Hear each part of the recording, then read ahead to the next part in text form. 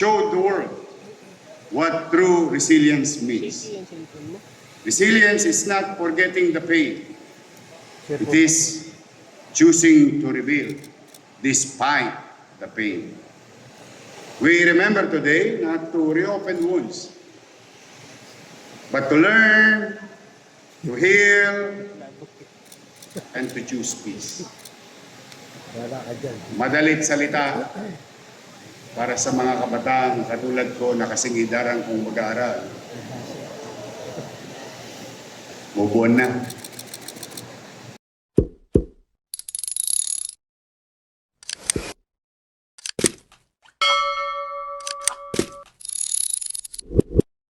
Tanghal!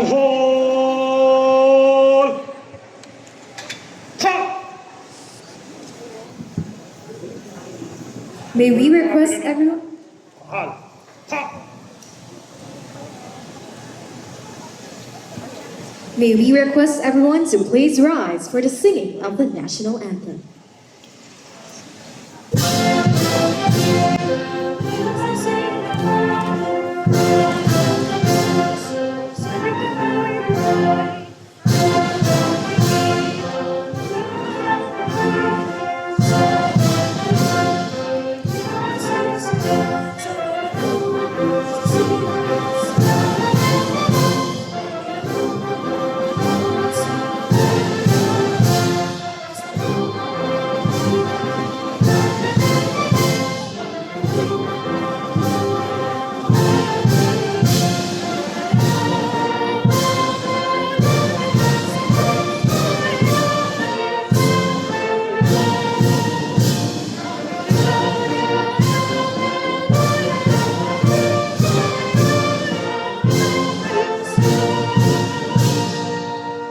Punot mga pinuno. Ba!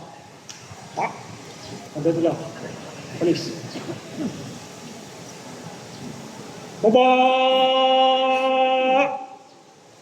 Ta! Rap sa kanan. Rap. Siyong. Ad. Sabi. The offering of the wreaths will now commence. The first wreath to be offered is from the Veterans Federation of the Philippines, and it will be offered by its President and CEO, Major General Romeo D. Alamillo, retired AFP.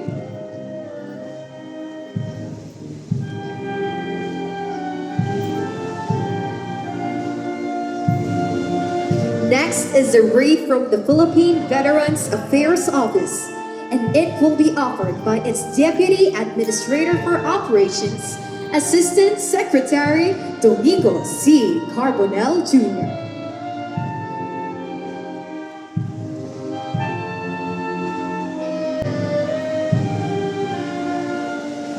The wreath from St. Paul University, Manila will be offered by its local superior of the SPU Manila community, Sister Maria Vicente Estrella, SPC.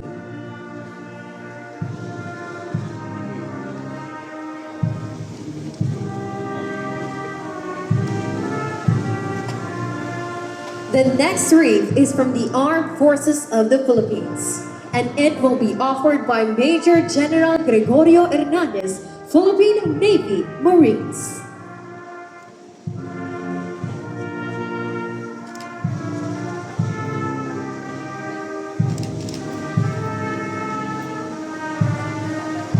The wreath from the National Historical Commission of the Philippines will be offered by Executive Director Carmina R. Arevalo.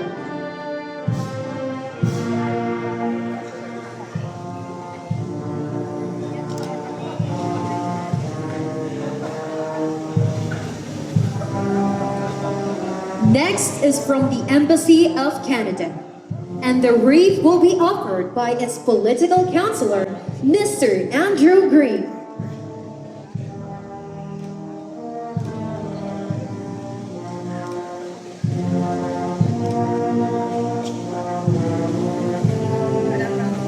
Next wreath is from the Embassy of Japan, and it will be offered by its Deputy Chief of Mission, Minister Onocho.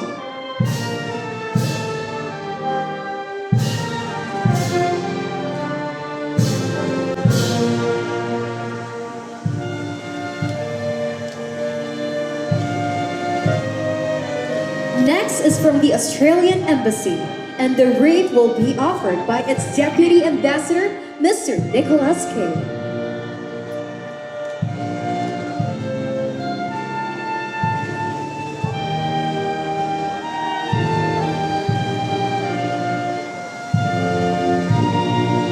From the Embassy of Spain, the wreath will be offered by its charge d'affaires, Mr. Pedro Jimenez.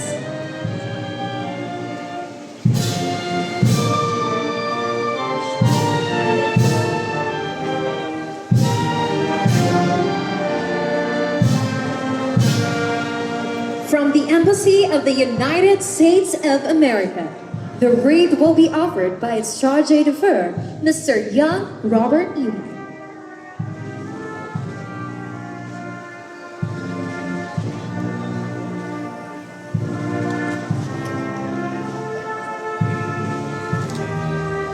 The wreath from the City Council of Manila will be offered by the presiding officer and Vice Mayor of the City of Manila, Angela Lei Chi Atienza.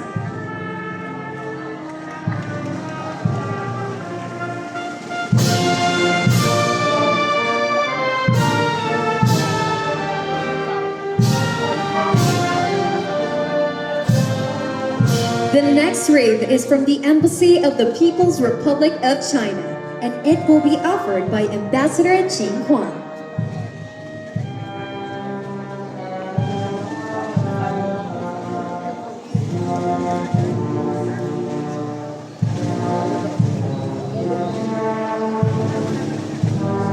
The wreath from the Embassy of New Zealand will be offered by Her Excellency, Ambassador Dr. Catherine McIntosh.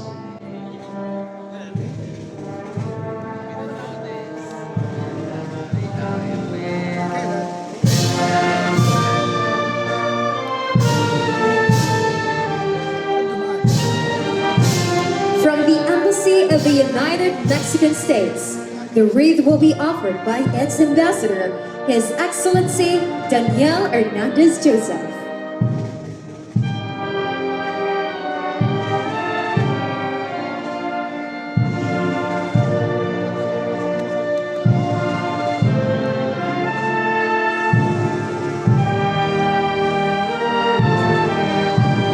And now, the wreath from the City Government of Manila will be offered by Honorable Mayor Francisco Isko Moreno Domagoso, together with our military host, Captain Alan C. Canaleja, Philippine Navy General Staff Corps.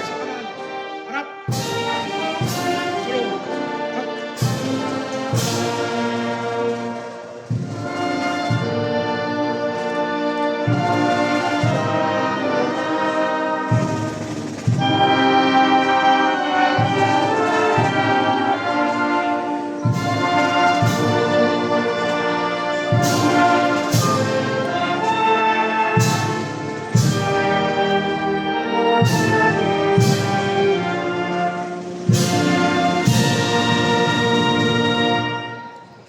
Tanghal!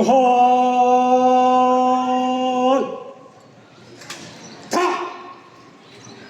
Lupon mga pinuno, tanghal! Ha!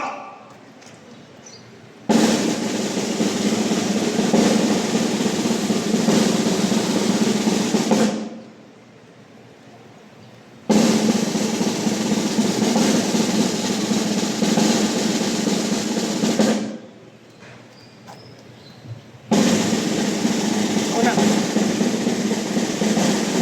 Baby na ako.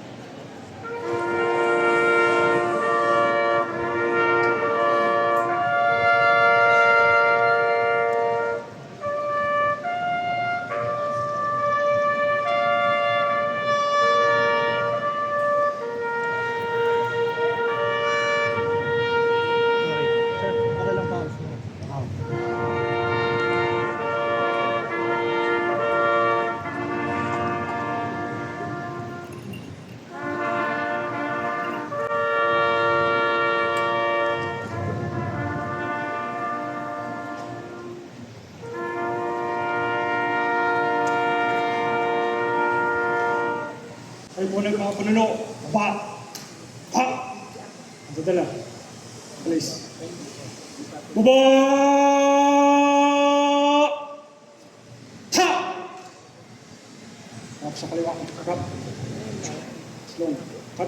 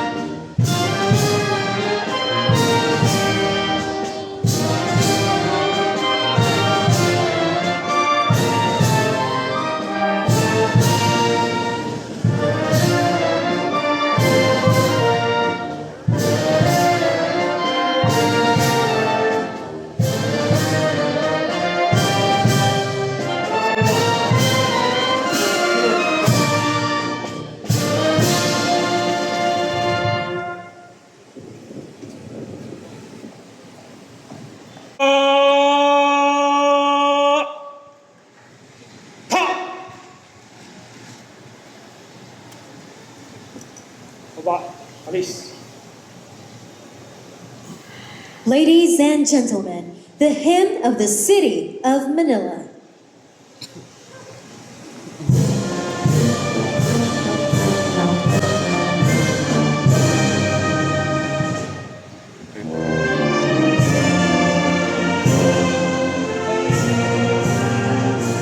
Tanging lungsod naming mahal, tampok ng silanganan, patungo sa kaunlaran at kaligayahan. Nasa kanyang pangarap, tunong lakas, pagunlad, ang Maynila'y tanging perlas ng bayan ngayon bukas. Maynila, oh Maynila, dalhin mo ang bandila. Maynila, oh Maynila, ating tanghal itong bansa. Maynila, oh Maynila, dalhin mo ang bandila. Maynila, oh Maynila, ating tanghal itong bansa. Ang dadala. Alis. Tapos sa buong pag-aalay yung bulaklak.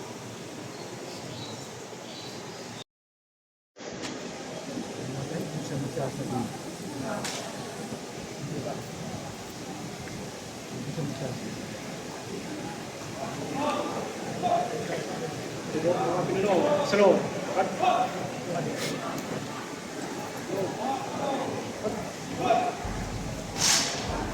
We want to express our sincerest gratitude to the Philippine Navy for assisting us in the wreath-laying ceremony led by our military host, Captain Alan C. Canaleja, Philippine Navy General Staff Corps. Thank you also to all of our offerers for making this historical commemoration meaningful. Let's all give ourselves a warm round of applause to ourselves and to the Philippine Navy.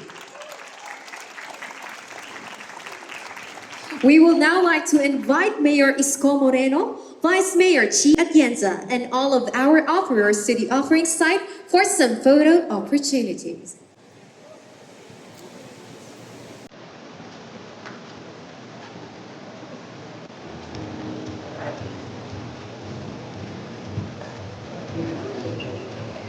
You may now sit.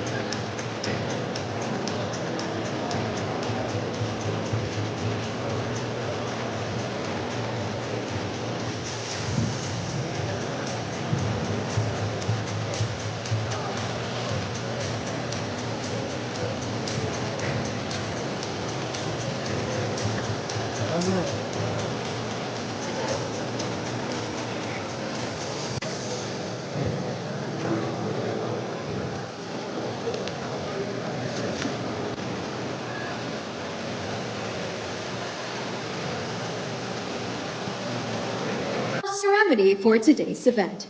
Now, today we gather to honor the 81st anniversary of the Battle for Manila, a defining chapter in our history.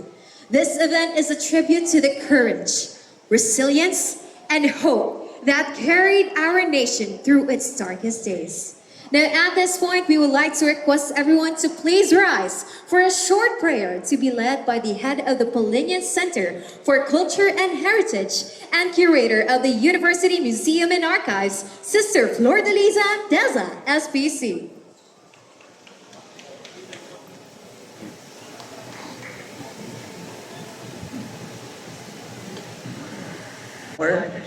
Who lost their lives, loved ones, and property in all of Manila, and in a specific way in this campus, witnessed silently by your Son, the crucified Christ, in whose chapel we are holding this commemoration. Help us through this remembrance to keep our history alive. Give us the grace to read with the eyes of faith all the events that have brought us where we are. Grateful for all that had been, appreciative of all that is, joyfully anticipating what is to come. May we dwell not on the pain, but draw wisdom from it. May we likewise learn to forgive those who have unjustly wronged us and our people. Inspire us always to respect human life, to value peace, and to work with others for its realization in our time, so that in working together as brothers and sisters, globally and locally, we may have a future free from the horrors of war. We ask this through Christ our Lord. Amen. In the name of the Father, and of the Son, and of the Holy Spirit. Amen. Thank you so much, Sister Flordeliza Deza, SPC, and now you may now all be seated.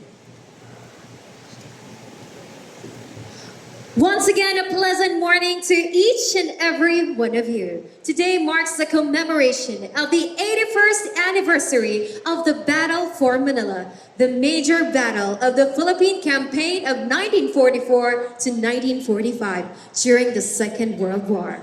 The month-long conflict which resulted in the death of over 100,000 civilians and the complete devastation of the city was the scene of the worst urban fighting fought by American forces in the Pacific Theater. To deliver the welcome remarks, may we call on the President of the St. Paul University, Manila. Let us all give a warm round of applause to Sister Maria Evangeline Anastasia, SPC.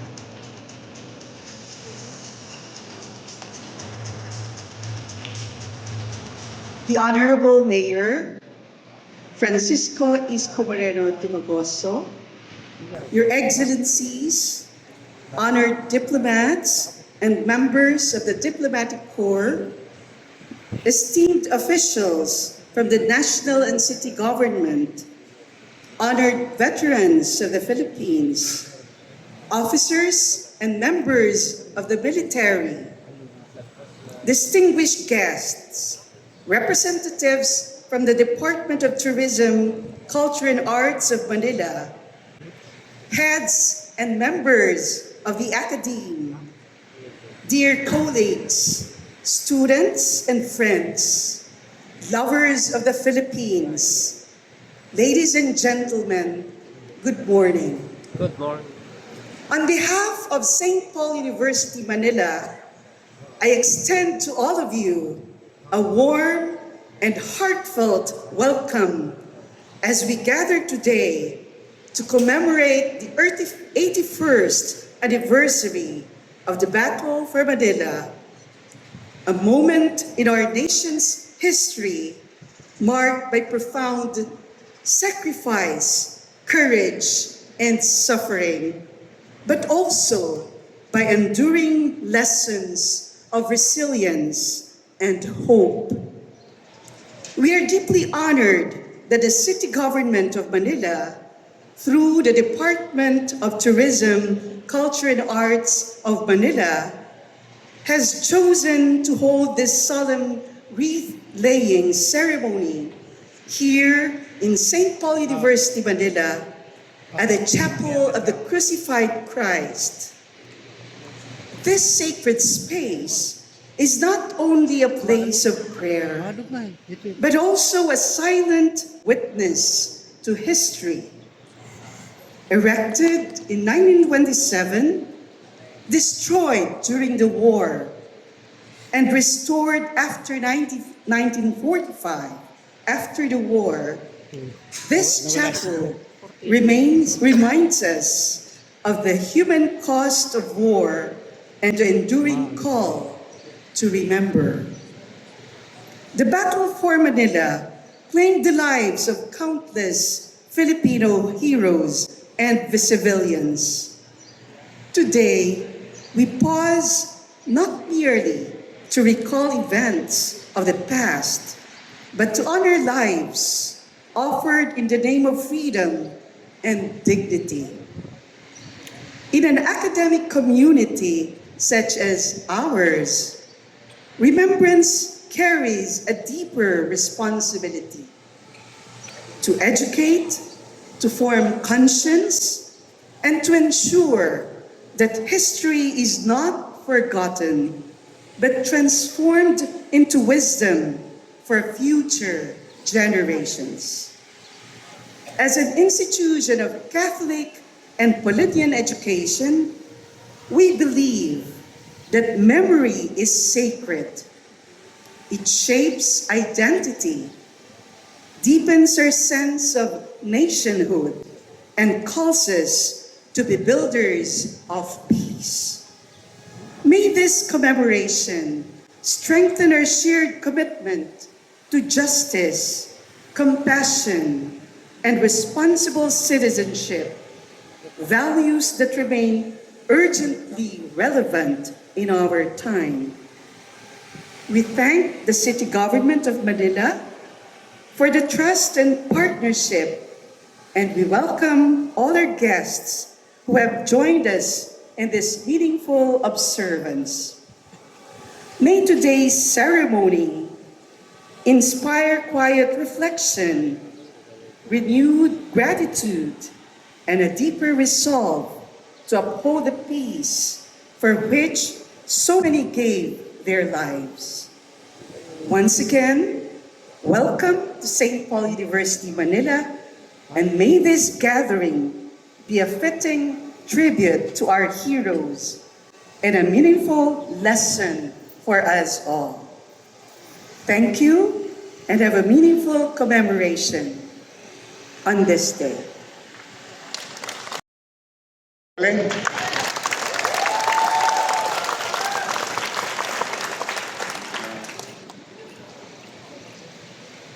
Sa ating pong pamunuan ng St. Paul at ating mga sisters, members of the faculty, department heads, teaching and non-teaching personnel, Jones.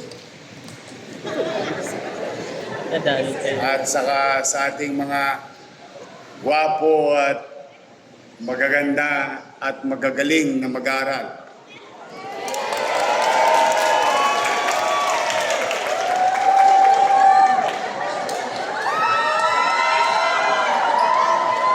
Taga St. Paul talaga, may asim pa.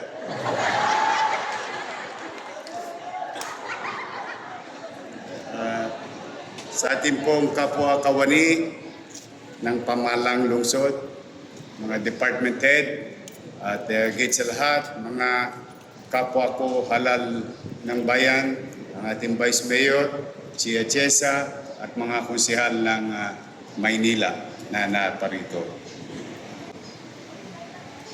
To the diplomatic community, His Excellency Daniel Hernandez Joseph, Ambassador of United Mexican States to the Philippines. Buenos dias. Buenos dias, gracias. We've been so many malas. But I'm happy seeing you today. Her Excellency Dr. Catherine McIntosh, Ambassador of New Zealand to the Philippines. His Excellency Jing Kwan, whom I met a few weeks ago. Thank you for your visit in Manila City Hall. We are very honored. He is the ambassador of the People's Republic of China to the Philippines. Mr. Y. Robert Ewing, charged the affairs of the United States of America, the embassy. I hope you will not leave Manila. We're always happy to host you, the embassy. Been together for so long, especially in this day that we are commemorating our history, a long history of partnership. The national government, of course, the local government of Manila.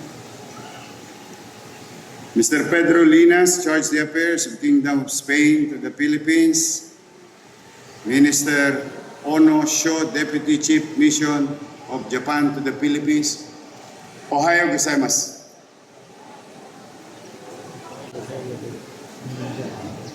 Mr. Nicholas K., Deputy Ambassador of Australia to the Philippines. Lieutenant Colonel Jason King, Defense Attaché of Canada to the Philippines. Ms. Carminda R. Arevalo, Executive Director, National Historic Commission. Major General Gregorio Hernandez, Philippine Navy Commander of NCRCOM. Armed Forces of the Philippines, Assistant Secretary Domingo C. Carbonell, Junior Deputy Administrator for Operation, the Philippines Veterans Affairs Office, who is our neighbor, retired Major General Romeo D. Alamillo, President CEO of the Veterans Federation of the Philippines, Sister Maria Evangeline Anastasio, President of St. Paul University, Manila. Captain Alan C. Canaleja of the Philippine Navy. Our veterans who are with us today, the living witness of sacrifices and courage. Distinguished guests, ladies and gentlemen, kung hindi ko pa kayo nabati, binabati ko po kayong lahat. Magandang umaga po. Welcome to Manila. In the past, our forefathers would always say, Manila is the window of opportunity. It is the Paris of days, as they call it in the past. But after that incident in our history, it's turned down almost literally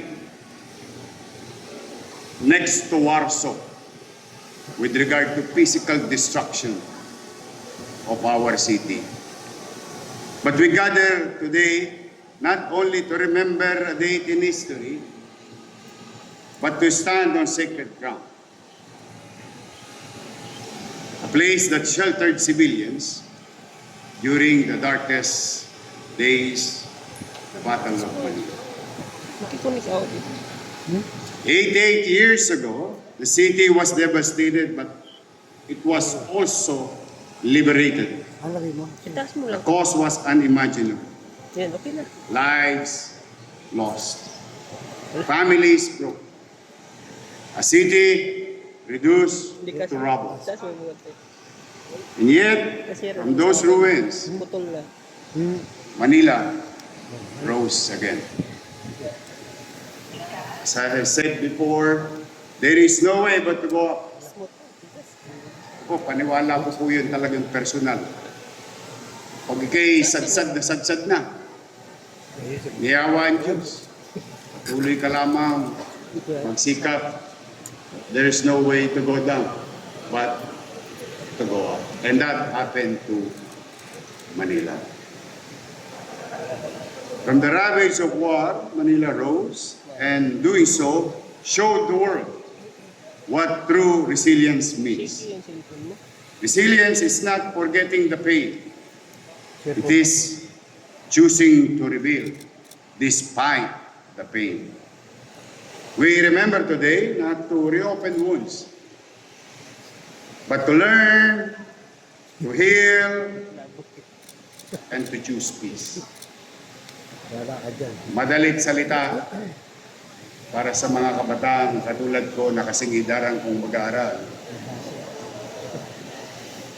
Mubuan na. Yes, we have to move on fast. Catch up, so to say. We do not forget, but we forgive. Move on ka na, sabi ni Yorme. Alam po ninyo, in not forgetting, you will be reminded of what happened in the past. So that decisions that we're going to make today will be a great value and lesson of that story. We forgive because we are human beings believing in God. Jesus said, we forgive. Eh kung ang Diyos nagpapatawad, mano pa ba tayong mga tao lamang? And that, I think it's very timely today to say my piece, why I have forgiven most politicians of Manila at yakapin sila kahit na masakit sa puso't isipan ang mga bagay na ginawa nila sa atin, sapagkat ang tao'y nagdesisyon na, nagpasya na, we move on to fulfill our obligation to the people. And we must work together. Laging pinagpapaalala ng Panginoon ang kapatawaran sa kapwa. But also, by not forgetting, we can learn the mistakes of the past, not to do it again in a given situation. It is our North Star, those stories and mistakes. And also, at the same manner, on the other side of the river, their success will be our North Star also. Ano man ang ikinagaling na dapat nating gayahin upang ipagbuti ang katatayuan ng tao. Bakit ba hindi? Kaya po, again, we do not forget, but we forgive. Because that's what God asks us to do. Because in history, in conscience and faith demand of us. Memory without hatred. And this is nowadays. It is in our heart, in our mind. Keep on hating each other because of somebody doesn't believe in our arguments or beliefs also. But, everybody is entitled to their opinion. If you know how to respect such, then there will be peace in a classroom, in a community, institution, in the country and city. Memory without hatred is what allows nations and peoples to move forward together. We honor our veterans. Palakpakan po natin sila.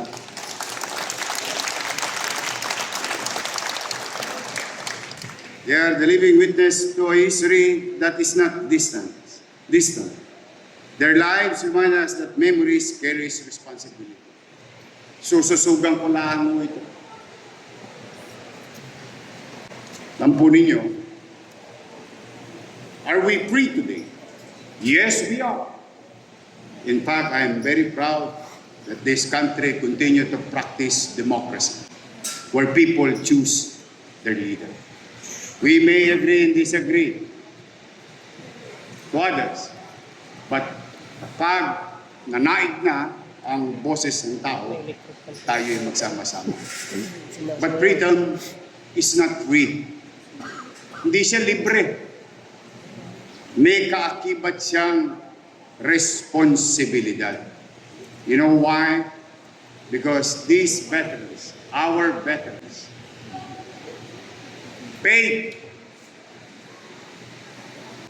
most of them, the ultimate price of our independence and freedom that we enjoy today. This is not only about World War II. This is also about our heroes. They are the more than heroes, but our forefathers, even 1500, started it. Ganun na katagal. Marami na nagpulis. Yang mga utaw, mga taong yaon, ipinagbayad ng pighati, pasakit, hirap, at even sukdulang pati buhay nila, inalay nila sa atin na siya namang tinatamasan natin bawat isa sa araw na ito at sa mga darating na. That's why, I don't know if you've been hearing me so many times, almost every week in the Yormes Hour where I address the public, I always tell, lahat ng tao ay may responsibilidad sa kanyang sarili, sa kanyang pamilya, sa kanyang kapwa, sa kanyang pamayanan at sa kanyang bayan. Kaya po lagi kong hinikayat sapagkat kakailanganin ng bawat isa sa atin na tayo magtulong-tulong sapagkat at the end of the day, sa finals tayo rin ang magkikita-kita. Walang aasahan ang isa't isa, kundi tayo rin kapwa Pilipino. I'm happy with our friends, countries, nations, helping each other and helping us. Working hand in hand, economic, cultural, and all other things. But we as Filipinos, we must love each other, not hate. Wala pong kakauwian ang pait sa buhay. Dahil ito'y magdudulot at magbubunga lamang ng pagkakainis, pagkakaaway-away. While we don't agree what happened in the recent months, we all agree, and those people must pay the price. But we, as people, as institutions, as Manileños and Filipinos, must come together and continue to push forward to have a better life for our children. Yes, we have failed, and from time to time, we may make mistakes. But we have to work together. The nations, our partners, everywhere, locally, nationally, and internationally. We must. Hinihikayat ko kayo. Lalo't tanungin ninyo yung mga matatanda natin. Tanungin nyo sila. Madami na silang nakitang kasaysayan. At para bang nagpaikot-ikot lamang yung problema dati ay problema pa rin ngayon. And from this, that's why We have to achieve, pick all those low-hanging fruit. But we continue to move on in a midterm, whether short-term or immediate, but definitely for the long-term development of our city and, of course, etc. Because the threat we face today may no longer just be the bombs and bullets, but they are no less real. We see them in disasters made worse by the climate change. We see them in health emergencies that put our system to the test. We see them in disinformation, cyber threats that quietly weaken trust and divide societies. For the city like Manila, dense, coastal, and deeply interconnected, these risks are not abstract. They are part of our everyday governance. The lesson of the Battle of Manila is clear. No city survives alone. Resilience today is about readiness. It begins before a crisis strikes, when people are warned in time and the government knows how to act. Just as the civilians once found refuge here, our people today must be able to rely on the government that is responsive and ready. This is not simply a matter of capacity, it is a matter of duty. The rebuilding of Manila after the war was not the work of one sector alone, or one institution, or one nation. It was a product of bayanihan, cooperation of local, national, and international partners in both private and public sectors. The same spirit of bayanihan is what we need today. Mas madalit salita para sa mga ATABs, collaboration. Collab tayo. Partners with allies and institutions. Shared responsibility for peace, safety, and development. We are honored to be joined today by the members of the diplomatic community. Your presence reminds us that after the war, cooperation helped cities rise again.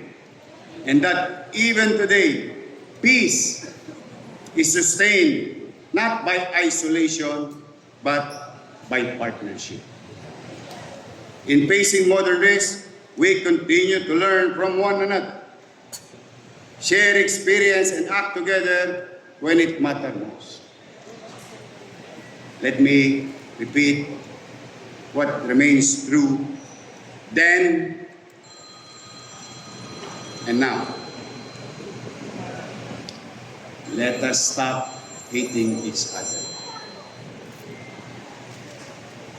Let us not divide our minds and hearts as Filipinos. Alang pupuntahan ang toxic na buhay. Positive, good vibes. And continue to fulfill your visions and aspirations in life. Even your dreams. Mga kababayan, mga batang Maynila, mga guro, institusyon, ahensya ng pamahalang nasyonal at lokal. Kami po sa lungsod ng Maynila, ang ating diplomatic community ay malugod at mainit at lalo sa araw-araw. Welcome po kayo sa lungsod ng Maynila. Mga kababayan, there is so many challenges as a city like Manila. Old, but we're proud of it. If you want beautiful buildings, architecture, Go to Ortigas, Pasig. Go to BGC, Taguig. Go to Makati.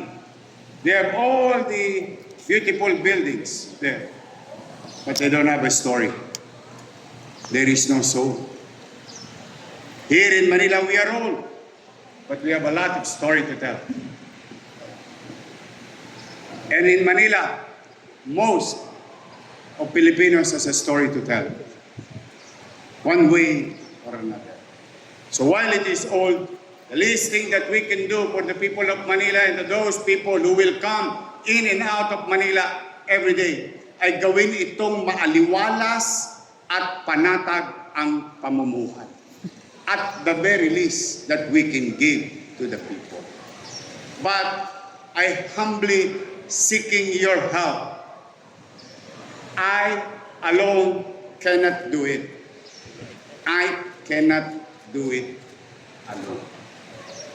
That's why, buong kababaang loob sa bawat isa sa inyo na naparito, tulungan niyo po ako. Ang sukli ko naman, magbubuti ako. Magiging mainam ako. Magiging may epesyente ako. Kulang ang araw ay gagawin kong araw. Ang gabi, gagawin ko pa rin araw. Mapaglingkuran ko lang kayo ng maayos.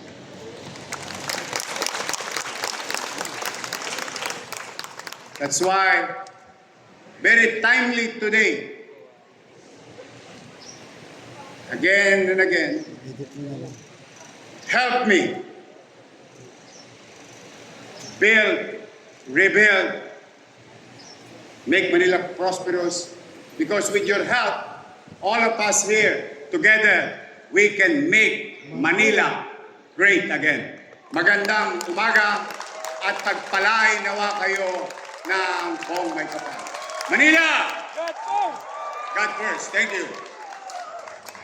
Thank you so much, Mayor Isko, for that inspiring and warm message. All right, at this juncture, we would like to invite our guests to please proceed to the Pulingan Center for Culture and Heritage for the opening of exhibition. We would like to invite Mayor Isko Moreno, Vice Mayor Chi Atienza, together with Sister Maria Evangeline Anastasio SPC, and to all of our distinguished guests and offerers for the opening of the exhibit.